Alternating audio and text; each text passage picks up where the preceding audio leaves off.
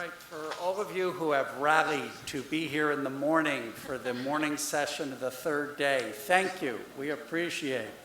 And to the late awakers who will straggle in or had one extra drink last night, we'll see them when they make it.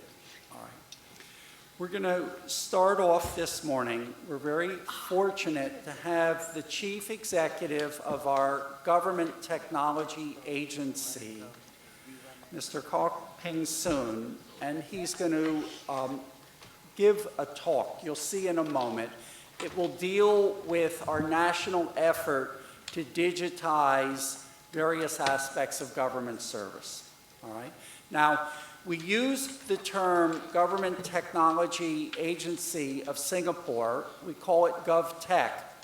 Now, this is not national R&D.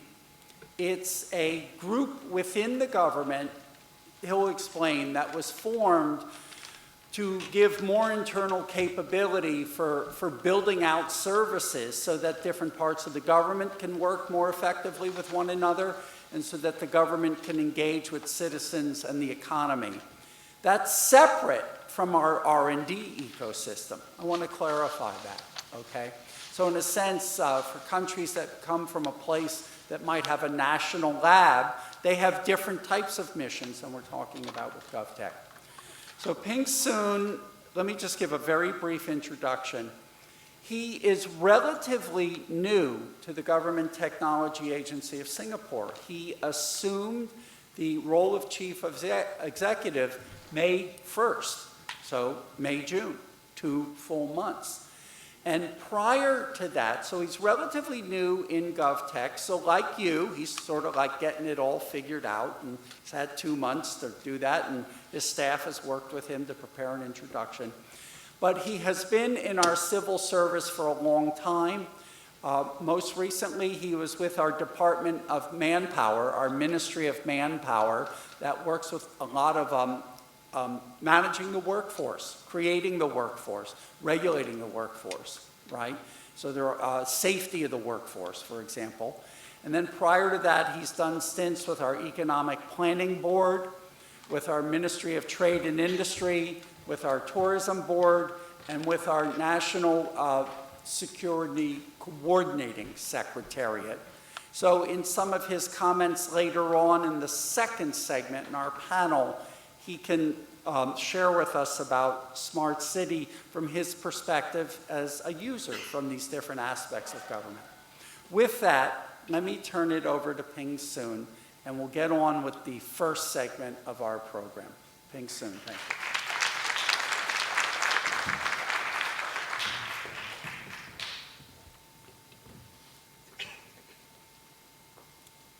Testing, this works. Okay, good. Thanks, Prof. Miller. I'm just going to do it a bit off stage, and thank you for streaming in for this. I know it must be difficult. I understand there was a wonderful evening yesterday, so the beauty, the lights, and the food of Singapore must have taken many of your other contemporaries away from here. But thank you for coming in so early in the morning. I think I'm supposed to share with you some of the things that's happening in Singapore. So I'm grateful for the invite, for the intro by Prof. As he has said, this is really my second month on the job, so be gentle, yeah, with the questions that you have. But it reflects the importance that we are placing at this forum. As you know, since I've taken on this appointment, I think this is my second public appearance, so to speak. My first public appearance was probably about 3 weeks ago during our industry briefing, where again I shared similarly some of the things that we are doing in Singapore and the new way in which we want to work with the industry to build a smart nation. So today I want to spend a bit of time, sharing with you Singapore plans to build digital government really for a smart nation. Let's see whether this works. Aha, it works. So the whole Smart Nation initiative actually started about 4 years ago when our Prime Minister launched the Smart Nation initiative. And at the event, he articulated a vision for Smart Nation. And that is, in his words, a nation where people live meaningful and fulfilled lives, enabled seamlessly by technology, and creating exciting opportunities for all. So that was his vision for the Smart Nation. But in a way, I don't think we started the Smart Nation journey from ground zero. I think before the whole idea of Smart Nation being invoked, it's a buzzword of the day. There's Smart Nation, Smart City. It was invoked. I mean, if you think back, there was a period in the 1990s where the favorite word was not smart. The favorite word was E, if you remember, right? And any businesses, all businesses, governments, countries are going E. Any businesses that attach an E in front of their word, what you get? Double the valuation, right? But of course, for governments, we don't really care about valuations. But one thing we care about, we look at international surveys. And not too bad. I think Singapore came up quite good. We are typically among the top 5 of many of the government surveys. Not too bad. But before the decade of E, there was actually an alphabet that came before that. And that was C, computerization, in the 1980s. And I think that's actually where the start of Singapore's Smart Nation story began, actually in the 1980s, with the setup in the 1981 of the National Computer Board, which is really the precursor of GOVTECH of today. So we've been doing and in this business for quite a long time. So 30 years from our computerization program and 4 years since the launch of the Smart Nation, where we are today. I think Singapore is by far one of the most connected and one of the most wired cities in the world. Just look at some of the statistics. We have the world's highest fiber-to-home penetration at 95%. The mobile phone penetration is 150%. We boast one of the cities with the highest 4G speed. And many of our government services, whether you're talking about filing taxes, applying for a passport, or even simple things like borrowing a library book, I think we have services that are well acknowledged to be the most comprehensive and the most responsive. So we are doing not too bad. And over the last 4 years, we are doing even more. We are doing more to help more businesses becoming digital. We are doing it sector by sector, and in some cases, precinct by precinct. So this picture is a picture of Kampong Glam. I'm not sure if the last 2 to 3 days you had the chance to visit that. This is the heart of the Singapore's Malay tradition and community, with a history that dates back to 1890. Today, Kampong Glam, as it is getting a digital makeover, right? So what's going to happen? Visitors, with actually a augmented reality virtual app over there, they will be able to get instantaneous overlay of the store discount in real time. So with your virtual app, you go to the storefront, you have the overlay, and you get discounts. And no longer does merchants need 4 to 5 kind of terminals. All they need is a one integrated point of sale terminal that allow them to accept payment that's cashless, that allow them to integrate some of their inventory and help them manage finances. And because it is an integrated point of sales, they'll be able to have very timely information about what people buy, what people spend, and we're training some of these merchants to make use of simple data analytics tools to look at that and help them to better decide what to sell, what to place, and what sort of promotions to do. So that's happening. All businesses are becoming digital businesses. And over the last 4 years, we are doing more. Over the last 4 years, we are doing more to kind of, remove the daily irritants of living in Singapore. For the last 30 years, if you're a driver and you are parking, looking for places to park, this is what you've got to stock in your car. Prepaid parking coupons. So imagine this, right? So you drive and land is very scarce in Singapore, right? So parking lots are even fewer. So you get into the parking lot, you're in a rush of a meeting, you find that last lot, you say, goodness me, great. Drive in, you park your car, and then you reach the side pocket and you ran out of parking coupons. So you got 2 options, right? First option, well, you drive off, you go and look for a convenience store, buy the coupon, and then come back. That's one option, right? Second option is that, well, take a risk. You park, you lock your car, you go and look for a convenience store, buy that, and then come back, right? So in both situations, you're going to be late for your meeting already, right? Because you're in a rush. But the first option is that if you buy, you come back, you may not get a lot, right? And what is the second option? If you do the second option, right, you can take the risk, but you're going to run against the risk of our ever-efficient saman auntie, right? Because by the time you lock the car, you go and buy the parking coupon. By the time you come back, you get this friendly lady in front of you and say, hey, you didn't pay your parking, and you're going to get a summon. So in both cases, no win. But today, parking is made much simpler. So we've launched a parking.sg app. Now, you don't need to stock parking coupons, right? You don't need to have laser-sharp focus, looking at which circle is there and then trying to peel off the time, right? And you don't need to rush back to your vehicle to add on more coupons if your meeting extends. And you don't need to get that sense of being cheated by the government because you overpaid because your meeting ends early. With parking.sg, you can actually extend the parking remotely, and you're actually paying by the minute. And since we launched it in October last year, about 350,000 vehicles are now using this app to pay for parking. I just can't remember where should I point. Here. Okay, got it. We are also doing much more over the last 4 years to make sure that segments of our population are not left behind, particularly the more vulnerable, the elderly, for example, right? And to be fair, our elderly in Singapore, quite good, quite digital literate. We did a survey. About 85% of them who are age 60 are already going onto the net. Not too bad, going Facebook, keeping in touch with their friends, keeping in touch with their family members, so on and so forth. So 85% of them are already doing that. But we want to do more. Other than just getting them to use the net to get information, we are bringing them on an e-payment learning journey, right? So what does that mean, an e-payment learning journey? So we get volunteers to work with them to first download, right, the right app onto their phone, teach them how to log in to get to the e-payment, and then teach them simple things like how to stay safe online, what are some of the cybersecurity risks you have to worry about, and then get them to actually physically learn how to transfer money from payment to payment, mobile payment, and using their phone to scan a QR code to buy F&B. So actually walking them through the journey. So we're doing that beyond just letting them going through lessons, walking them through an e-payment journey. So that's what we've been doing over the last 4 years. And because we've done all this over the last 4 years, I think it's given us confidence. Our ability to start small, right, and actually to act fast quickly, that has given us the confidence to kind of know what we should do, which is why we're ready to think a bit bigger, right? So what we have done, in fact, over the last 1 month is in rapid succession. We have released 3 plans under the Smart Nation. All things in life come in 3. Many things also I say will be in 3s, yeah? So first, we have launched the Digital Economy Framework for Singapore to be one of the leading digital economies in the world. Second, we have launched a Digital Government Blueprint to build a government that is digital to the core. And finally, we have launched the Digital Readiness Blueprint to ensure that every segment of our population can benefit from technology. So under the Digital Economy Framework, we are doing 3 things to actually help Singapore become a leading digital economy. The first thing we are doing is we want to accelerate our businesses going digital, beyond the shop businesses in Kampong Glam. We want to do it sector by sector, industry by industry, precinct by precinct, and we want to have a stronger focus on our SMEs, which is really the backbone of the economy, about 200,000 of them.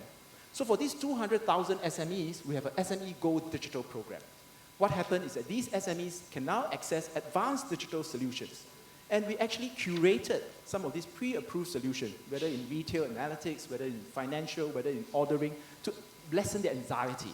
Because they wouldn't know what is good for them, in a sea of vendors. So we curate them, it was pre-approved, it helps them to do that. It reduces their anxiety, and it shortens their time of market, because many of these solutions are really streamlined for implementation. So we're rolling this out a big way to help our SMEs companies. Second, I think Singapore is a small island, and we do want to have digital technologies that's pervasive across every part of the island. But we are also taking a bit of time to build physical digital ecosystem.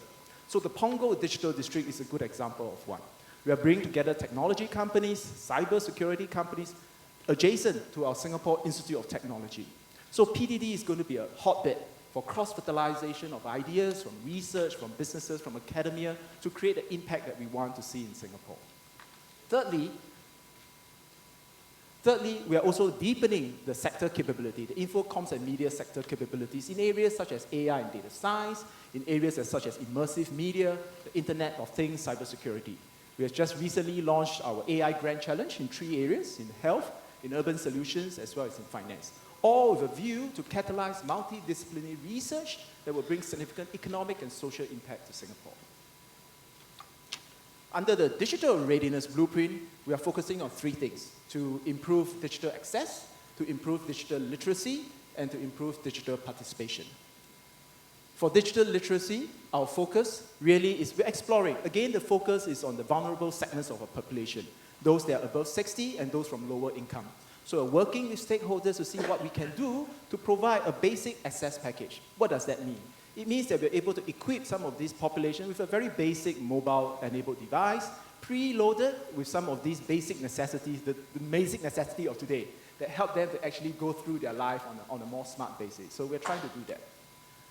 For the bulk of our population, we are also putting in place what we call a basic digital literacy curriculum.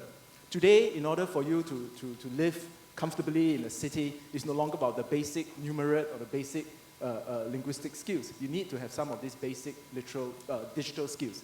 And what are some of these skills, right? Number 1, learn how to access e-services. Number 2, learn how to transact digitally. And number 3, very importantly, how to stay safe. How to stay safe online against cyber threats, against other things. So these are the kind of basic literacy skills that are being injected across all segments of the population, starting from the young, but for us, focusing a lot on the elderly. So again, we are creating journeys. Beyond the e-payment journey, we create new 6 hours courses, bringing them to where our silver population actually gather and get them to get involved and learn some of these things. So we are rolling it out nationwide.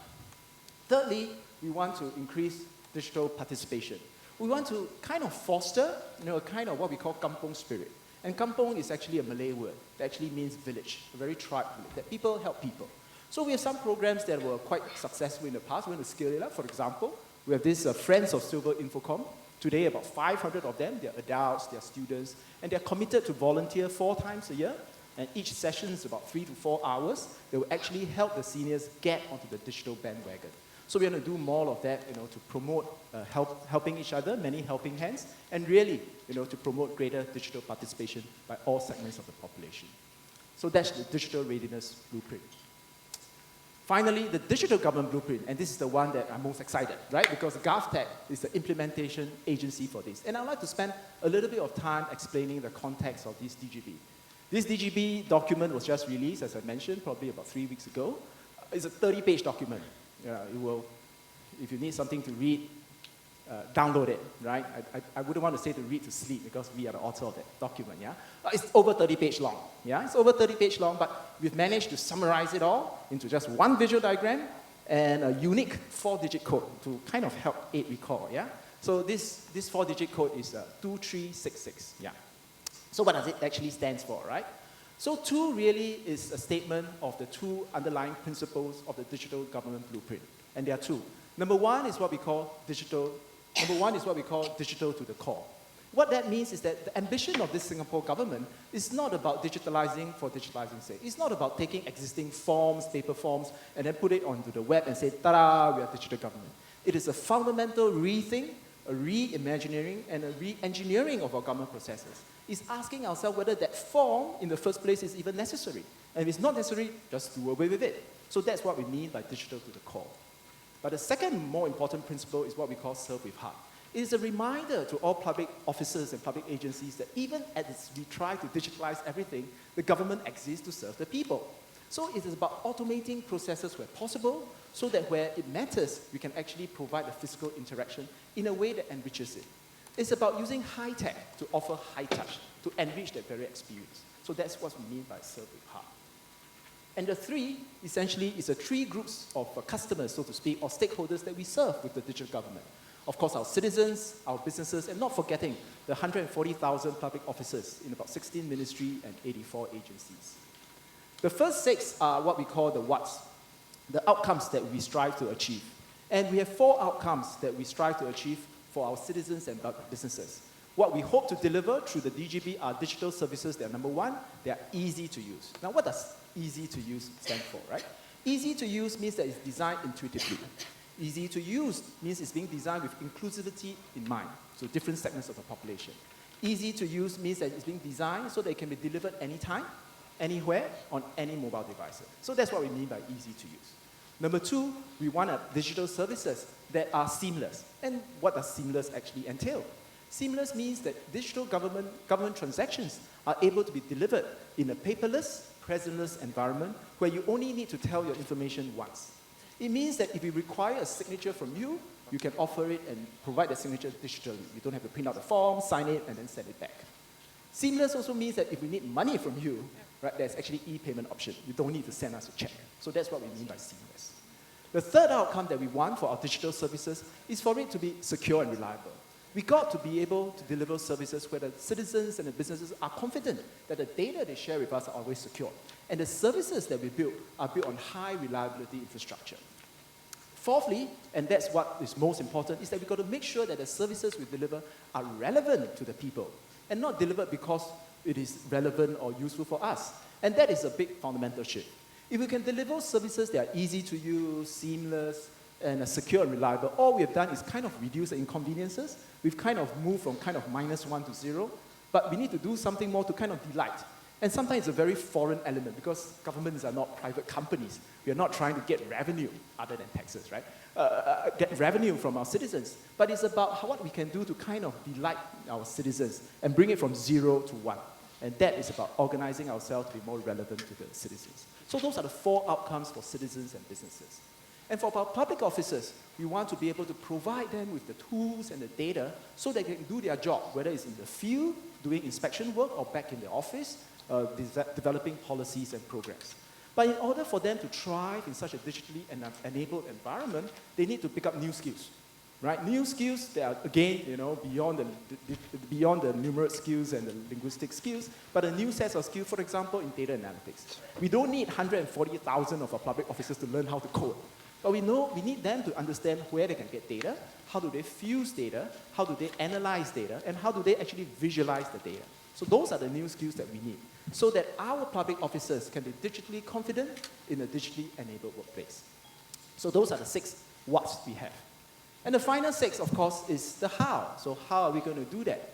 So the final 6 talks about how we're going to organize ourselves. Number 1 is really organizing ourselves and integrating our services so that we are relevant to, as I've said, to the citizens and businesses. It's about organizing ourselves not by the conveniences of how our ministries are organized, but put ourselves around the needs of our citizens. Number 2 is also about integrating and strengthening the nexus between a policy, the operations, and the technology.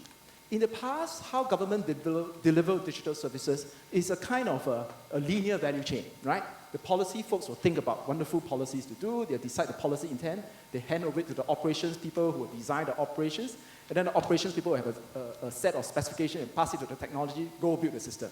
I think this way of doing things are no longer possible. So we need to organize ourselves so that the 3 communities start from day 1 together to think through the issue. So we are strengthening the nexus between the policy, the operations, and technology to make a more deliberate impact in using data, in using IoT, in using AI to influence and design our programs.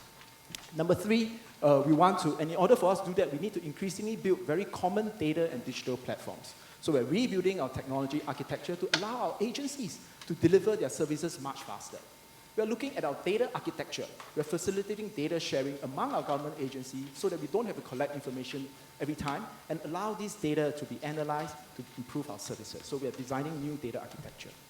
Number 4, after doing that, we need to make sure, again, that the data that we provide, data we collect is done in a secure way, and we build high reliability infrastructure to do that.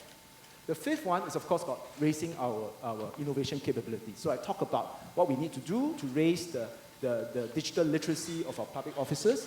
We're also doing much more now to allow the talent that develop in the ICT to flow across the different government agencies. And we're also doing what we can to strengthen the technical capabilities of my organization where I'm from, GOVTECH. And finally, and I think that's one of the exciting things we should want to do very differently, is to move beyond just engagement with citizens. It used to be when we deliver many of these services, citizens are the subject of our study. We do focus group, we study them, and then we develop services for them. We involve them kind of downstream.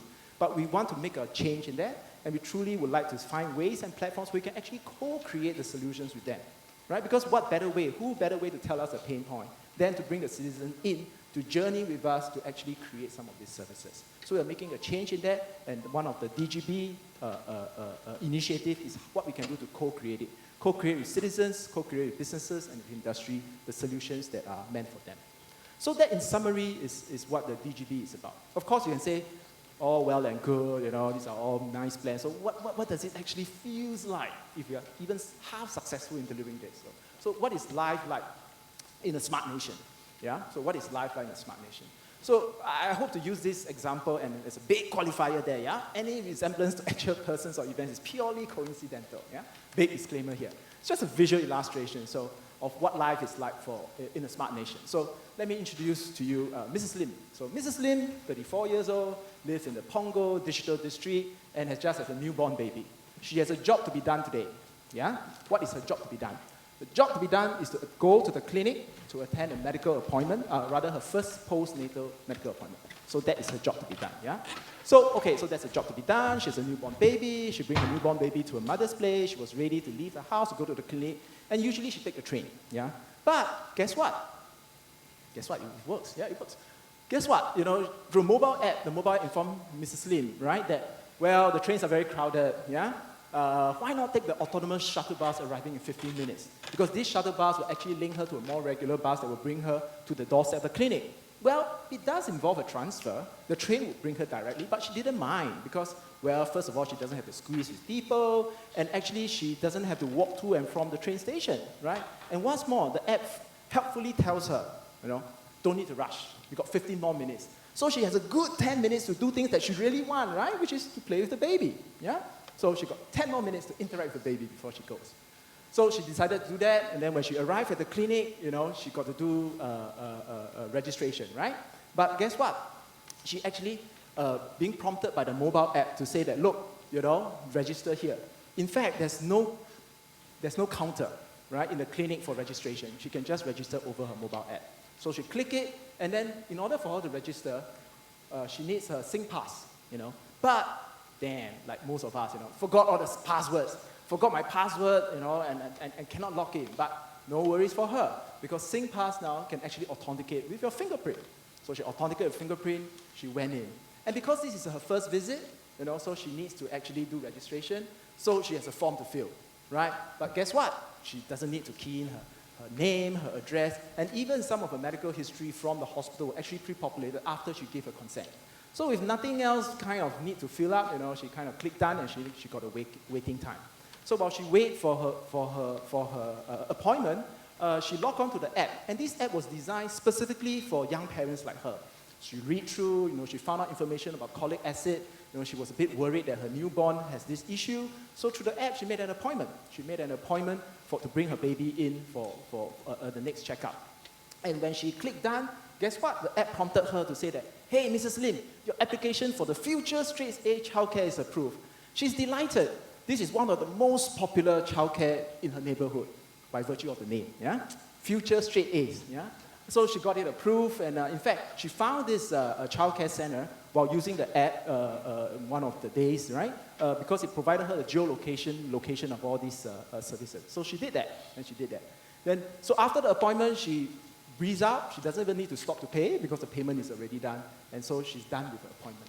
So she got all her job to be done for that day, done with ease. She's able to travel in comfort in an autonomous bus. She doesn't need to remember her password to log in. She doesn't need to have a queue. And most important of all, the future of her baby is secure because she got into the future straight-age childcare center. Yeah? So good for her. So that's, I suppose, kind of a visual illustration of what life is like in a smart nation if you are half successful. Yeah? But actually, some of these things I've said are already in flight. Towards the end of this month, if you stay on a few more days, we will be making an announcement about the first release, the first beta release of our Moments of Life application for family. So with this app, parents like herself, who have a newborn kid, will be able to register their kid online and get the baby bonus at the same time. And if you have a kid who's less than 6 years old, you'll be able to check the immunization record, the medical record. You'll be able to use the app to find, some of the childcare centers around your vicinity and so on and so forth. So it is the beta version will be launched. And we are using this approach to go deeper, right? Because currently the Moments of Life family app is only helping you to register online, get a baby bonus, so on and so forth. But the kid will grow beyond 6, right? You'll start going to school, going to take examinations, and so we're going deeper. But at the same time, we're using this approach to go across different life stages of people. Why stop at parents with young kids? What about helping people, working adults, right? To help them stay relevant in the job, to help them find a job. What about helping our NS men, to make their life easier? What about helping our retirees? So we're taking the moment of life approach both deeper in each of the moments, as well as spread it across different moments. And that requires us to organize things differently, because we don't have a ministry of young parents. We don't have a ministry of working adults. We don't have a ministry of retiree. We have ministry of health, ministry of manpower. So that's really about organizing ourselves, not by the conveniences of the government organizational line, but around the needs of the citizens. So we are doing that with Moments of Life. And the ability of Mrs. Lim, to able to log seamlessly across the government digital services is being enabled by our national digital identity. And later on this month, later on this year, we'll be launching the SingPass Mobile, which actually enables what we talked about earlier for Mrs. Lim. You're able to scan the screen on QR code, you're going to authenticate using a fingerprint, and then you'll be logged in. The MyInfo that we have done is also something, it's a national infrastructure, right? Today, about 70 government services are already integrated with MyInfo, where you only need to tell them once. And in fact, this ability for you to, or rather for you to provide your information is extended not just to government, to citizen services, but we're extending that infrastructure to private services. So today, over 30 banks have their new account information application process use MyInfo. So what used to take you 5 days to open a bank account, because you need to send in your photocopy of your NRIC, a photocopy of your income statement and what have you, take you 5 days. Now with MyInfo and with your consent, 1 day. So we are doing more of that. And by year end, about 160 of our government e-services will be integrated with MyInfo, and more private services will be doing that as well.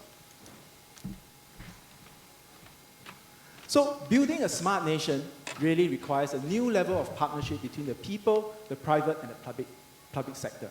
I think what we are doing is really trying to build a home for the young and the old, and not just for the technologically savvy, right? And we want to do that because we want to transform our lives, and we want to transform our lives together, right? And if you really look at it and think about it, I think over the last 50 years, we have been quite successful, right? We've transformed Singapore from a mud flat swamp into a metropolis of today. Our standards of living have increased, we have created good jobs for people, and we have built a city and a country that we are proud of. So in 50 years, we turn ourselves into a metropolis, and I think that, and we hope certainly, that with the plans that we have in 10 years' time, we will be able to build a smart nation. Thank you very much for your attention.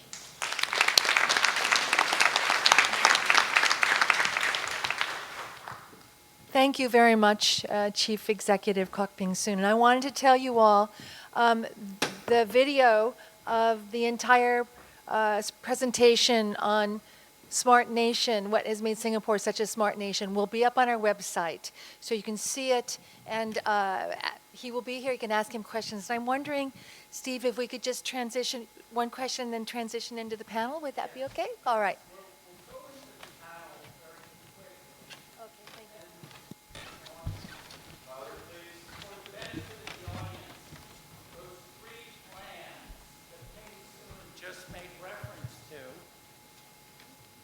Those three plans that Ping Soon just made reference to, they're publicly available documents. So let's use our time in other ways, because you can go get those and take out from them what you want to read, and use those for stories. But I have two quick things that I think would be of interest to the audience. When people think of smart city, usually it's a long list of technology, okay? And what you emphasized were, how do I take a heritage district and make it easier for like a typical small shopkeeper, not even in the fanciest shopping mall, to do their everyday work?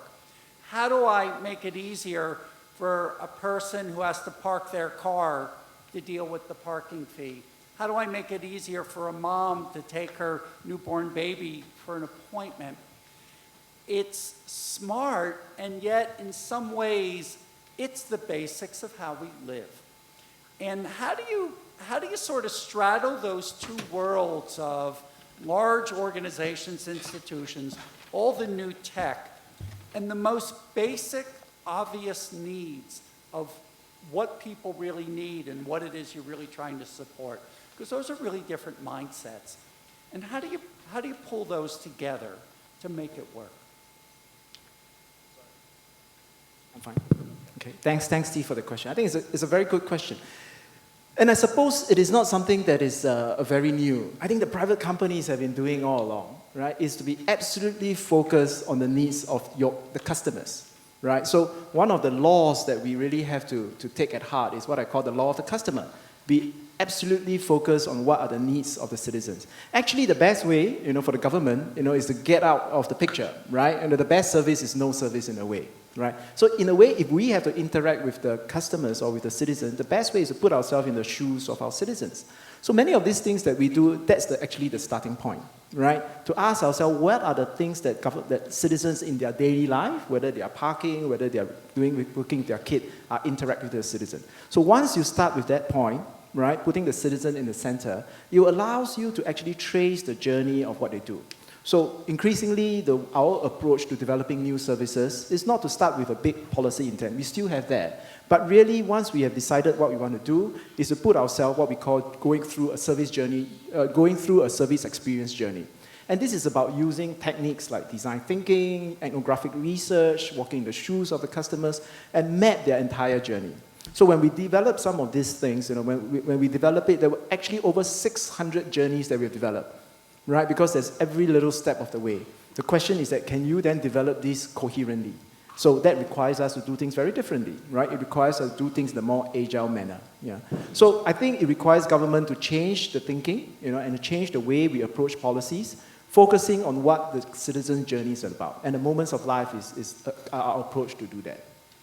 I want to ask just one other question, because I think it's so distinctive to Singapore, and then we'll transition in. Now, on one hand, we're a small country. We're a small geographic footprint. I mean, we have 5.6 million people here. I won't go into all the details of the population. But one distinctive feature is our federal government, the prefectural level, the city level, and down to the township and district, at some level is unified here. So we're small relative to most of the countries anyone would be from sitting here, but in a way we're integrated to an extent that very few other countries are. And this bit of the multiplicity of layers of government all sort of being under one unified system, well, it's sort of obvious that's helpful, but you might have some insights into why that allows us to do some special things. Yes, and I think that is the beauty of organizing ourselves, right, in a small country like Singapore, where we're both a city as well as a country. And in fact, I would argue that today the competition, right, in terms of smartness and all, is not at a country level, right? It's at a city level. Just now I think I met somebody from Hong Kong who was talking about Karen, right? Who's talking about how actually, it's actually each of the city in China that's competing with each other in terms of injecting smartness. So the beauty of us in Singapore is that we are both a city and a country. So the unified government, as Steve has said, at the national level, at the town level, help us to move things much faster. Things that we want to do, we are able to pool the resources together, and that allows us a more integrated response. If we need to change some of the policy legislation, we can do that. And that's an advantage, that other cities don't have, because many of the things they want to do, whether it's about national, you can't have a regional digital identity. It just doesn't work. You need to have a national level, right? You can't just have a city-level payment system. It doesn't work. You need to do it nationally. And Singapore, being small and being more integrated, has the ability to make those changes at a policy level, to align the policy to the processes, to the structures, to the programs. And that actually allows us to do things much faster. And we want to be able to use that to our advantage in terms of moving much faster. All right, let's transition to the next phase. And in this next phase, we're also going to open up for Q&A, because that will help wake up everybody. And with that, I give it over to Susan. Yes, could the panelists please come up to the stage? And could we still please have our transition here on the stage as quickly as possible? Again, I want to remind you that Chief Executive Kok Ping Soon's entire presentation will be up on the East-West Center Media Conference website. So please go to that so you can see the wonderful presentation he gave. I also wanted to mention that the East-West Center has a Smart City, Smart Nation initiative that our president, Richard Volsteck, has started. And we're really pleased and we're really proud that we're having this Smart City, Smart Nation program today. So whenever you're ready, Steve, we can get started. Okay, we're set. As they're both walking up, we have Limin, he, and he is a she, right? He is a she, and she is an architect. Just so happens her last name, her family name is H.E., okay? And she is an architect, and she works for a national entity that we call the Center for Liveable Cities. This is important. The Center for Liveable Cities, not smart cities, but livable. And that's within our Ministry of National Development. And they really focus on the construct of what livability means. They're part of the ecosystem that would be feeding feedback and information into organizations such as GovTech or organizations such as our housing board or our land planning and space planning authorities, right? But focusing on livability. And we wanted someone on the panel to think about livability as core as opposed to technology and smartness for its own sake, all right? Chris Zegras is a professor. He's at a place, MIT, Massachusetts Institute of Technology. Some of us might have heard about that place. I've heard it's sort of a good engineering school. Yeah, okay. And he works in a part of MIT that you might not even realize is a part of MIT, right? Because it's sort of not the standard engineering school part of MIT. But it's a place where MIT's had great strength for a long time. It's in urban planning and urban studies. So he comes from this tradition of looking at urban systems as systems and the way they work and the way they interact with people, both at the micro and the macro scale, essentially his whole professional career. And he's had the opportunity to do work in Santiago, Chile, in Mexico City, I think in Bogota, Colombia, perhaps in Europe as well. So he's got a good comparative view of the ways different cities are going about trying to transform themselves. And we're fortunate to have Chris with us. You might not, you're not in Singapore full-time, are you? But sometimes? Yeah, in and out of Singapore. But he heads up what's called the Future Mobility Program. That's part of what's called the Singapore MIT Alliance for Research and Technology. And that's a large national effort to serve as sort of a core catalytic think tank and do tank to show what the future can be with mobility. So Chris comes from the world of urban planning, mobility, with that perspective of other countries. Limin is thinking about the built environment and its interaction with people and what livability means at its core. Ping Soon, you're aware of. You can see what he's now doing in his new role of chief executive. All right? So that's the setting the stage.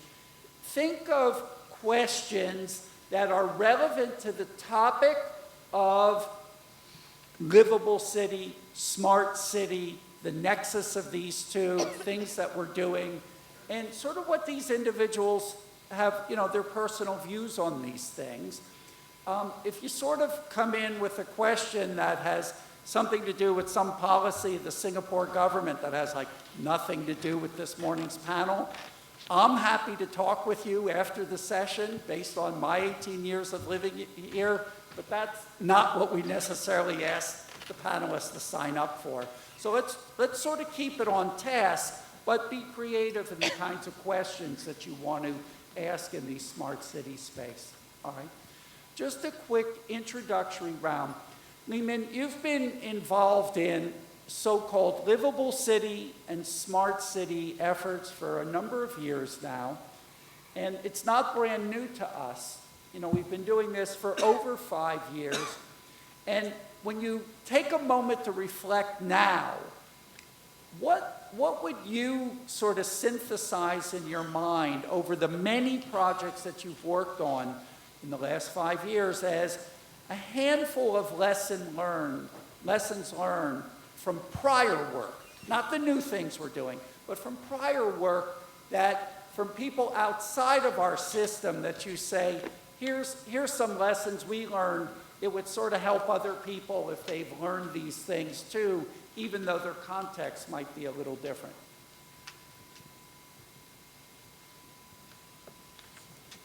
Hi, so maybe a short introduction first about our center and what we do. So Center for Liveable Cities is part of the Singapore government. We are part of the Ministry for National Development.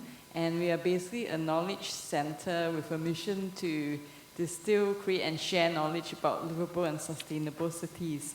So on the topic of smart cities, I would say that we have to define a smart city as a livable and sustainable city where people want to live. And we use technology as an enabler to make people's life better and to facilitate integrated planning and urban governance. So our take on smart city is that. And one of the key pieces of work we have been doing is this thing called urban system study. Like Chris says, we have to approach the city from an urban systems point of view. And we have been documenting Singapore's development over the last 50 years. And as presented by Ping Soon this morning, our smart city journey did not just begin in 2014 when Prime Minister Lee Hsien Loong launched the Smart Nation initiative, but rather over the course of of 50 years, we have started with computerization and a lot of other initiatives. So this is something we have documented in this USS called Technology and the City Foundations for a Smart Nation, which we will be launching at the World City Summit in July, which we hope you would come and join us. Also, it will be in Singapore.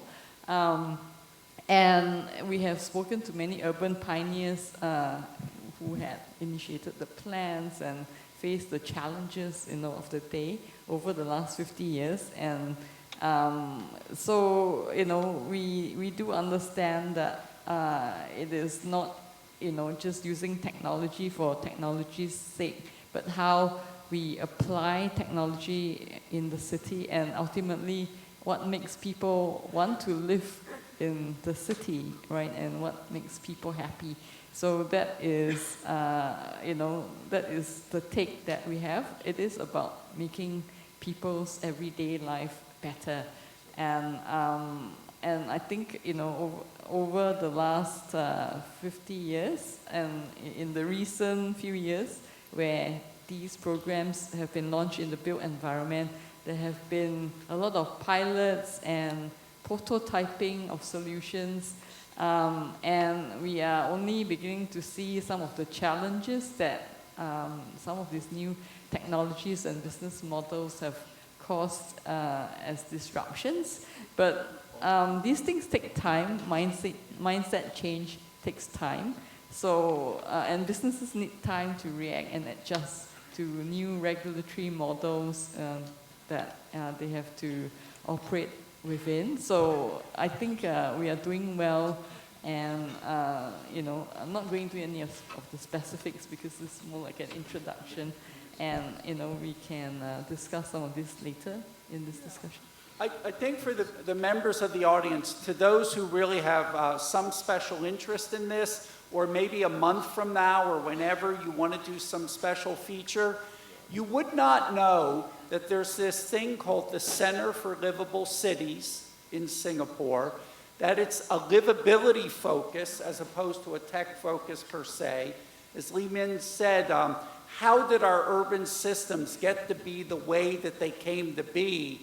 And by an urban systems perspective, how do we sort of understand what people do and don't want? Not that you can get that perfectly, but to sort of at least aspire for that.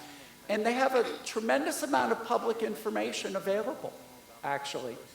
And it's, it's like when you live in your own hometown, you don't go to the great tourist attractions, but your friends come in and they go and say, that was a great thing. And you say, well, I never looked at it. I just live here. Well, not everyone who even lives here pays attention to the great stuff that they do. The specialists do, but the common citizen might not. But I'm telling you, if you live outside the system, go look at this stuff. It really is terrific. So the Center for Livability, the Center for Livable Cities. Now, Chris, you're both a visitor to Singapore, but a resident because you sort of work intensively with this MIT special R&D program that has a long history, right? And if you think, that your kind of organization is always doing the new thing, and professors being professors, we always like to talk about the new thing we're doing, but we'll do that in the next round of conversation. If you think about some of the projects that the future mobility group has done that have concluded already. How would you synthesize some of the lessons learned and at the same time give people a sense of what's the objective of this future mobility effort that you're now overseeing? Okay, well, thanks. Thank you for the prompt. Thank you for the invitation to be here. I'll provide a very brief background to our research group, Future Mobility. It's an interdisciplinary research group that involves professors from MIT, so-called principal investigators or PIs. When we originally formed the idea for this group, it was around 2008 at MIT. And it's interdisciplinary by definition, so you alluded to kind of the engineering focus of MIT. Naturally, the School of Engineering is the largest. Within the school, computer science and electrical engineering is in fact the largest, every day almost larger. My department just launched a joint degree with Course 6, Computer Science, 611, an undergraduate degree, because this is viewed as the future, this merging, so urban science, some are alluding to it as. So the interdisciplinary research group, Future Urban Mobility, involved faculty from my department, from the Department of Architecture, from computer science, from electrical engineering, civil engineering, and aeronautics and astronautics. So I say that because it gives a perspective of how we were approaching this idea of the future of urban mobility. It first of all involves all these disciplines. And our basic motivation was, if you think about this, this is 2008, the iPhone's about a year old. Android operating system is just launched. Smartphones were here, but they were still kind of something new. You didn't have Google Maps. And so fast forward to today, and we all believe that we should have the world at our fingertips. We're used to it.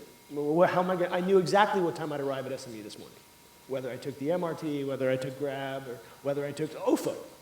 And that's the mobility ecosystem that exists today. It was not even necessarily in our thoughts when we were writing this proposal. But a couple of, just a few accomplishments of this, of our group to date. So we're now in our second of 5 years. We had explicitly included the idea of autonomous urban mobility in our proposal, and we had to convince it to be accepted. At the time, Emilio Frizzoli was from MIT's Aeronautics and Astronautics department, was one of the PIs. At the moment, AVs, as we call them today, or autonomous vehicles, were mostly being financed by defense R&D, right, for warfare. And in the United States, DARPA was funding a lot of mobility in desert war conditions. And then they said, well, let's try some games, these competitions for urban autonomy. And out of this emerges the MIT Autonomous Vehicle Group, which ends up becoming a core part of the work we did here. Newtonomy was launched out of our research group in 2015. And is today a commercial enterprise, well, actually was recently acquired, operating autonomous vehicles, including here in Singapore. Now, all of that as background to say, why were we able to do that? Well, we saw from the chief executive the type of innovative ecosystem that Singapore has been able to allow for academics to experiment in. Now, of course, a backstory this just slightly. Steve alluded to my background doing a lot of work in Latin America historically, a lot of work in metropolitan areas of the United States. I live in Cambridge, Massachusetts, which is one of 161 different cities in the Boston metropolitan area. So forget about coordinating with the states and the federal government in the United States. Just imagine coordinating Boston and Cambridge, and we're right across the river. Achieving a smart metropolis in the United States is much more complicated in most of the metropolitan areas. So we always viewed as an academic who studied mobility, Singapore is often held up as the holy grail, doing it right. Road pricing for efficiency, integrated land use transportation planning, the use of a very sophisticated civil service and technocracy for a well-planned system. Some of it is a magic formula. It's a magic dust that this nation has been so lucky to have. But at the same time, it's due to great government capability, partly facilitated by the very unified unitary government system. So that has enabled us to experiment. in ways that allowed, for example, Nutonomy to launch. Nutonomy is now operating both in Boston and in Singapore. On the streets, you can ride an autonomous taxi. This was enabled because Singapore allowed it to happen. Now other places are following suit. Another innovation, I think, of our research group, we focus on optimization and real-time control and prediction, integrated microsimulation, and various devices and technologies. So autonomous vehicles came out of devices and technologies, but we also have turned a lot of our focus to the smaller devices, mostly the smartphone. How the technology enables us to collect new data on how people and firms operate in the city to help us make planning for them more efficient and actually give them more power to plan for themselves. And so I'll end with one other example of this. We, through the same research group, we generated a smartphone-based travel and activity survey tool. Now, the household travel survey is the wheat of, I always look, it's the key feedstock to any urban transportation planning activity. We have historically gone out and surveyed some 5% or 1% of all households in a metropolitan area to understand how people get around so we can model their behavior and then simulate the future and build better systems for them. Singapore has done a household travel survey every 4 years since 1997. Again, very rare. Most places do this every 10 years if we're lucky. In Boston, we had a 20-year difference between household travel survey of 91 and 2011. We launched a pilot approach to using smartphone technologies to replace the traditional survey instrument in 2012 with the household travel survey that the Singaporean government implemented in 2012. In 2017, they adopted the technology as the primary tool for implementing their household travel surveys for the most recent survey that was done that year. So our research group has benefited from being able to operate in a place that is so open to innovation. Now, all of that said, I just want to end with a few examples of the challenges to innovating in this space. I think there's a few things that are really hard, I think, for us to manage now, and I don't know how governments can effectively do so. I think the chief executive alluded to it very well in his example of kind of Miss Lim, I think, right? The young parent, right? And this idea of generating a information-enabled accessibility system. I say accessibility system because she needed to get her child to healthcare, but half of that she got actually done without having to leave her room, possibly even her bed, cuddling her child. That's what we're ultimately trying to create with an urban mobility system, is allowing people to access the things they want to thrive and survive as humans, as society. Now, information enables that because it tells you the autonomous vehicle will be here in 15 minutes, how long the queue will be at the clinic, what information you should do ahead of time before you get there. But I really think we don't have a good sense, in my opinion, of how to efficiently and effectively regulate the data implications necessary for those systems. And Singapore provides a great example of this. So you have buses that are run by the private sector, but the data on those buses should be used for the public good. That requires careful contract negotiations. The same goes for MRT. Without even mentioning the Grabs of the world. For those of you not from Singapore, Southeast Asia, Grab taxis is kind of the Uber or the Lyft. And now they're really the only game in town, which poses monopolistic concerns. How do you ensure they can operate in a way that they need to be profitable and provide good services, but in a way that also gives us access to the information we need, I say we as society, to best plan? And forget it when you mention Grab Food or Redmart or all these online delivery services and so forth. This is a rich information source that we need to understand how to regulate properly just for efficient management and planning, but even more so for privacy. And I think Ms. Lim's example is a really good one because that information in the wrong hands can be very, very nefariously used. I'll end there because I think I've gone on too long, and I'd rather hear others' opinions. All right, there's another round of panel questions about moving from here to the future. But before we do that, why don't we open for questions now? All right? And give you the opportunity.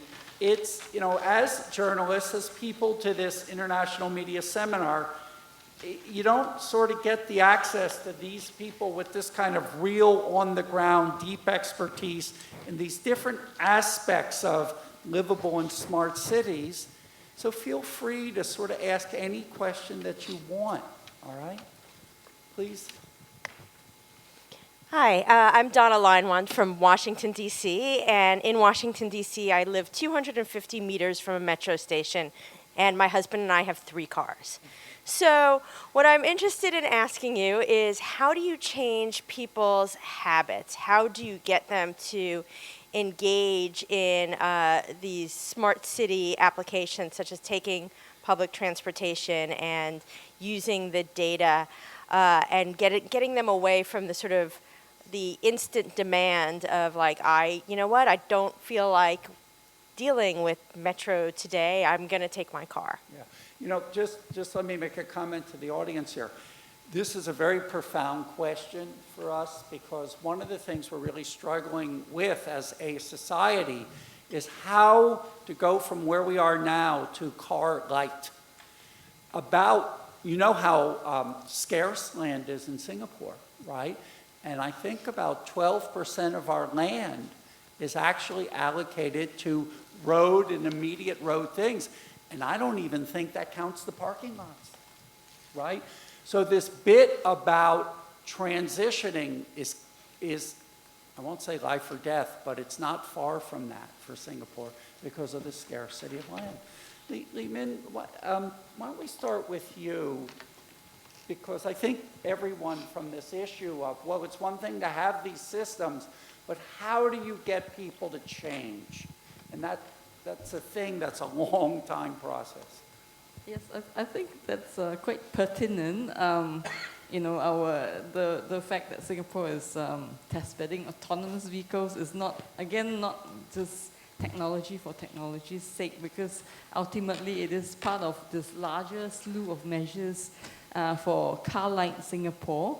And I think earlier MIT with Professor Emilio Frazzoli had come to the conclusion that only 30% of the number of cars, we have about 900,000 cars currently, only 30% of that would be necessary to serve the current travel demand needs if all the vehicles in Singapore were autonomous. Of course, that's not going to be the case, but ultimately, with the technology, what we hope to achieve is, car light, more space for people, more opportunities and options, instead of restricting your choices. Technology is supposed to open up all the options you can choose. Today, I'm going to take the bus because, that's going to be the best way for me to get to work. Or today, it's such a lovely day, I'm going to take my bicycle and, or use a shared bike for that purpose. So ultimately also to encourage active mobility and walking and taking the transit. So I think, we have to see technology as part of a larger slew of measures. And I think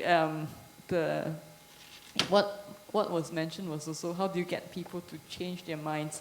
And I think that by offering people lots of choices, people would actually do things because it's more convenient, not because, I want to be sustainable today and I believe in this larger good, I want to save the planet. That's not what people think about all the time when they make choices. So it's about providing the convenience and changing mobility from one which is commodity-based to one which is an experience-based kind of concept. So I think we have to use technology in that way.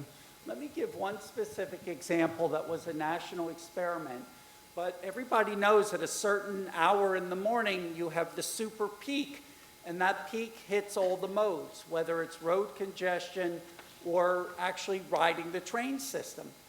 And everybody knows, but gee, if you can come 20 minutes earlier or 30 minutes earlier, it would make the train less crowded. Everyone knows that. So how do you move, nudge, push? So we ran a national experiment and we said, if you get on the train from certain outer areas coming downtown and come before a certain time, it's free, right? And to see if they could shift at least 5%, 10% of the people. And then the interesting thing is, after the incentive ends, will some people continue to do it?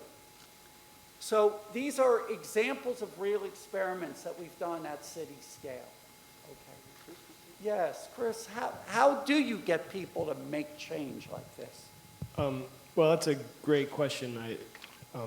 I lived in DC for 5 years, a long time ago, before its massive gentrification. Well, Singapore, as I alluded to earlier, has often been held up by the transport academic community and many of the other leaders, transport city planners around the world as this place that does it right. So in some sense, this is, because they price efficiently. Efficiently from an economic perspective, not from a financial perspective, meaning road pricing. Now, we could argue about whether it's economically efficient or engineering efficient, but that's not so important. I think, to your point, though, in the spirit of the smart nation, one is we now have the capability for much greater omniscience about how the system operates. We should be using that information. Now, omniscience it sounds kind of scary in a way, right? We know everything. But if you allow people the ability to use that information to make better choices, perhaps you would know, and you might go down to 2 cars in your home, right? Because you'd have a better sense of how the mobility system operates. And then once autonomous vehicle, shared vehicle services become available, you might go down to 1 vehicle per day. And if you have kids, they might just be raised in a different mentality where they don't expect to get their driver's license at 16 because that seems so passé. Right? It's like, so we can enable better decisions.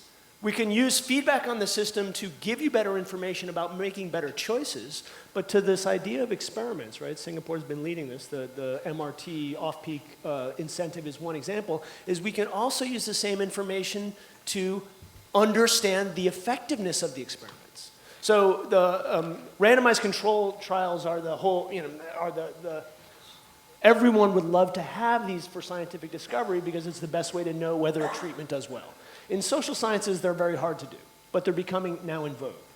And we're able to do these at the urban level now because we can actually do experiments and we can monitor behavior in real time if we have the proper devices. Of course, always in, respecting all ethical requirements for field research.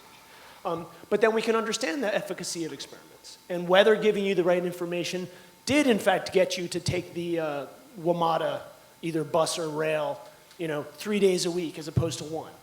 Now, this also allows us to give information to users and create different forms of incentives, whether it's cheaper MRT if you go on the shoulder, whether it's not going to downtown by car in the peak. More expensive parking. More expensive which parking. is in our policy regime, which over time will invariably happen. Right? And I think that's important because what Singapore does better than most places in the urban mobility realm is it prices intelligently.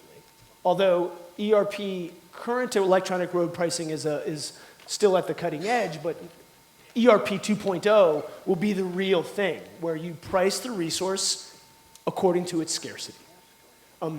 And you can then move, and I hope that Singapore leads the way in doing this, to pricing it in an integrated fashion. So you're pricing road resource at the same way you're pricing the MRT and buses and the Grabs and autonomous vehicles of the world for system-wide efficiency. Once more, technology allows us to do this in theory. It's whether the political system will be able to do it, whether the technocratic system will be able to do that. And if anyone could do it, Singapore can, in my opinion.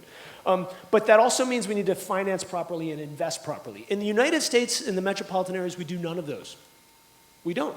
And so this creates the problem where not only is the road system not properly financed, but that creates a massive deficit, and WMATA is a perfect example of this. So WMATA is the Metropolitan Transit Authority for Washington, D.C. metropolitan area, which is one of the least well-preserved system in the country. Breaks down every day. There's fires. I mean, it's calamitous. And so that's why you don't use it. That's why you wouldn't take your children on it. But then the last piece, I think, which is important, and again was really well alluded to in the chief executive's talk, was this: one of his slides had this word co-creation on it, right? We need to capitalize on this open data possibility and the open source computation possibility, merge this with the cloud for new ways of co-creating our future systems, much more closely bringing the citizenry into the planning process. This is a challenge because all governments are fearful of doing this because they don't want their space invaded. There's, again, real concerns about privacy and real concerns about the land developers coming in and hedging because they have better knowledge than in the past. But I think that, the example I don't know how many of you play computer games. I haven't played SimCity since it first came out. This was, 2 decades ago. But these are simulation tools that are every day more realistic and that we actually can make behaviorally now real and based on real data. So we can actually bring in new ways of co-creating the cities we want, which once more might get us to the behavioral change that I think many cities of the world actually need. Steve, I just wanted to mention we have 10 minutes left if you want to map out the last 10 minutes. Let me just add on. I think Donna asked question, it can be an answer that takes a whole hour, right? But I'll just offer 3 quick points. I think first thing right is, of course, get the policy right. I think in Singapore, we are very clear that public transport should be the preferred mode of transport. Once you get that right, it will flow down to the pricing strategy, to the financing strategy, and all that. I think pricing as a mechanism, I think both Chris and Hermin has talked about. I wouldn't elaborate that. Clearly pricing both in terms of the use of the car, to the ownership of the car, to the parking of the car, right? And as well as pricing of the public transport. But the third point is something I wanted to expand a little bit, which is the use of technology. Precisely because technology has moved so fast, we're able to now move to ERP2, right? Which is a GPS-based technology. Precisely because data is so widely available now through sensors and all that, and also because computing power is now so strong, we're able to aggregate some of these data to be more responsive in planning bus routes. So let me just share an example, right? So typically when the Land Transport Authority, we call the LTA, when they do some of the bus route planning, the bus route planners are still using a bit of a rule of thumb, Excel worksheets and all that. But now we actually have real data. We got all the EasyLink, which is the travel card. If we can aggregate all the travel card data, we know the population density, now we can actually quite dynamically plan where the routes are.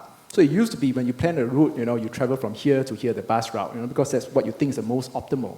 But now knowing how travel patterns are, perhaps you should cut this route, cut that route, and then you can then be more responsive and reroute almost quite regularly. So it's precisely because of the availability of big data that actually allow us to do that. But if we can go one step further, and I like the idea of co-creation, right? And what is the role of government to enable some of this mobility as a service is precisely to make available some of this data for the private sector to use. So a real example here, and you can check it out, we call it Beeline. So Beeline is an app that's developed by GOVTECH. It's probably one of the first government apps that we totally open source the code, where we pull together all this data and make it available for private shuttle bus hirers, right? As well as for citizens. So what does it mean, right? One of the biggest problems that you have that you need to rely on a car is because you don't get a direct bus. If you rely on a public bus route, but somehow you want to get from point to point. But it's very difficult for public bus operators to do so many point to point. But that's where private bus operators can come in. So through Beeline is almost the first marketplace for crowdsourced bus service. Right? If you like to go from your home to office in Shenton Way and there isn't a direct bus, you indicate that you're willing to pay, $2 or $3. If enough people actually say that they want to do that, then it sends a signal, right, to the private bus operator to say, okay, I will do this route. And that's happening. In fact, Grab Shuttle, right, make use of this app to actually provide that route, to provide that end-to-end. So that's an example of how you can aggregate data, right, make it available for private sector players, and crowdsource a solutioning with citizens. So you decide that if you want to pay $3, there's 10 of you, it's enough for a shuttle, Grab Shuttle will launch it. And then you can then track what time the bus comes and be able to confirm your seat on the bus. I'm going to, before we go to the second question, which we're going to go to, I'm going to just make one quick comment. Just to give people a feel of how deeply integrated the public-private citizen partnership needs to be, and how you sometimes have to realign your thinking of the way these entities need to coordinate as opposed to be adversaries. So Singapore followed the global trend and privatized the rail line. And the rail line, to make money, put more emphasis on their retail shops in the station than on maintenance.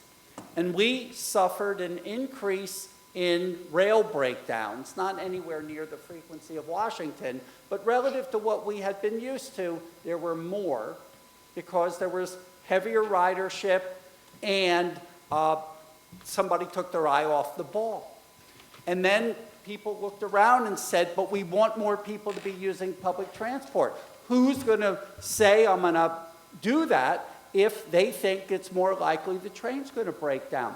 So they changed the system. The government took back the ownership of the capital assets and worked out a new kind of contracting deal and put massive effort into increasing the engineering on rail reliability, just so it gets easier to say to people, we need you to go to transport. So this coordination issue, so the way the public, the private, the people work together really is the key to this. Let me go to our second question here. Good morning, thank you. My name is Glenn Van Zutphen. I own a media company here in Singapore. My family and I have been permanent residents for 14 years, so I hope my comments don't affect that when my renewal comes up in a couple of years. My wife and I have gone through basically the entire phase of our lives in Singapore. We were married here. She's an American as well. Our kids were born here. I started a company here. And we, at every turn, have been blown away by how easy it is, the livable cities element of it, to get things done. At the same time, we've realized that we give up a lot of our personal privacy. I mean, the government knows everything about who we are, what we do, and when we do it. Now, of course, this is nothing new. It happens in countries all over the world today, and we've been willing to make that trade-off for the convenience that it has offered us. One quick comment and then a question. On the mobility side, we take buses and MRT and taxis. We don't own a car. And the reason we don't is because we literally, even though both of us work, cannot afford a car. So I think we need to mention that even though there are great campaigns to get people to use public transport, a car is out of the reach for most Singaporeans and many foreigners. Typical for those of you not from Singapore, a basic Toyota will cost you way over $100,000 to buy new here, maybe more like $120,000 or $130,000. So that said, we've been willing to do public transport because it does work so well. My question to you is, about bringing the digital natives, the digital tourists, and the completely analog part of the population in Singapore around to the smart cities way of living. There is a large percentage of Singaporeans, the older generation, the pioneer generation as they're called, who are especially not digital on any kind of digital savvy platforms. How do you bridge all of those together to make it useful and applicable to all those citizens? Ping Soon, why don't you take the lead on that? Thank you for the question. Clearly, I think digital inclusion is a big part of our entire strategy. So as I mentioned, the digital readiness is one big part. How can you make sure that different parts of the population, as I've said, right, are able to come along? I think it's really about, going all out, almost on a door-to-door basis, right, to equip them with the basic skills, providing them the connectivity, which is why the program that we have, both in terms of data literacy, data access, and data participation is so key and important to us. So we're going to do that in a bigger way. As I've shared in the presentation earlier, I think 85% of our seniors are actually quite digital literate. Now the question is to wean them off, needing actually somebody to help them through that journey. So we do that, right, whether is it through the curriculum, walking them through the e-payment journey, so on and so forth. So that's a pretty big part.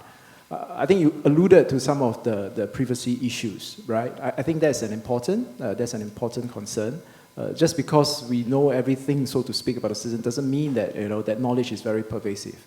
I think we need to distinguish between personally identified information, right, that is being used to deliver pointed service to our citizens, versus data that is collected on a more anonymous basis, without personally identified information for larger scale policy planning and all that. Yeah, so I think that's important.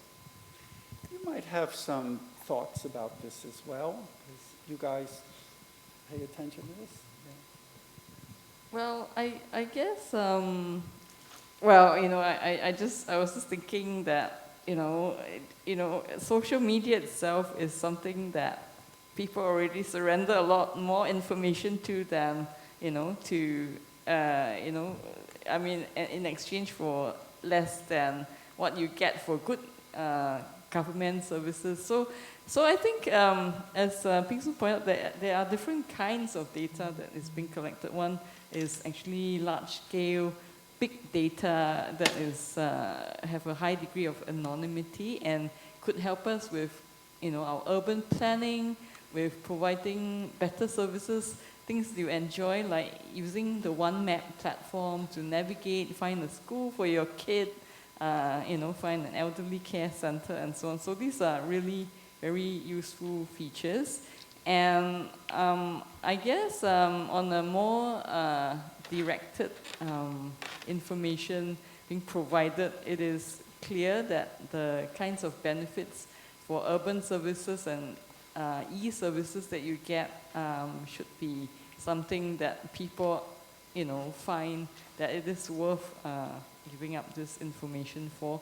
But I think I have nothing much more to add to that, because I think it's Just, you know, I've been here 18 years, and let me just make a few comments, because, you know, I sort of understand the system deeply internally, and I understand the system from the perspective of outsiders. Yes, it's very expensive to get a car here. And unapologetically, that's the policy. That's the key point. Because there's a belief that the way remember, the country is one city. And if we had the congestion of a Bangkok, if we had the congestion of a Jakarta, it just wouldn't work. So the policy was taken that it's for the common good to make cars scarce. In fact, we'd argue they should be more scarcer, right? So those prices over time are only going to go up. Parking is only going to go up.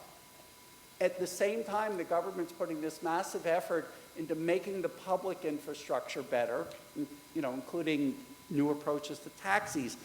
And it's rethinking some of these fundamental relationships about the good of the individual versus the community, and sort of how you work those partnerships. So trusted government turns out to be the key to this. And then the trusted government, together with the relationships with the public and the citizens, holding that social fabric together is the essence of what will turn out to be Smart Nation. And that's the balance. It's hard to navigate here as well.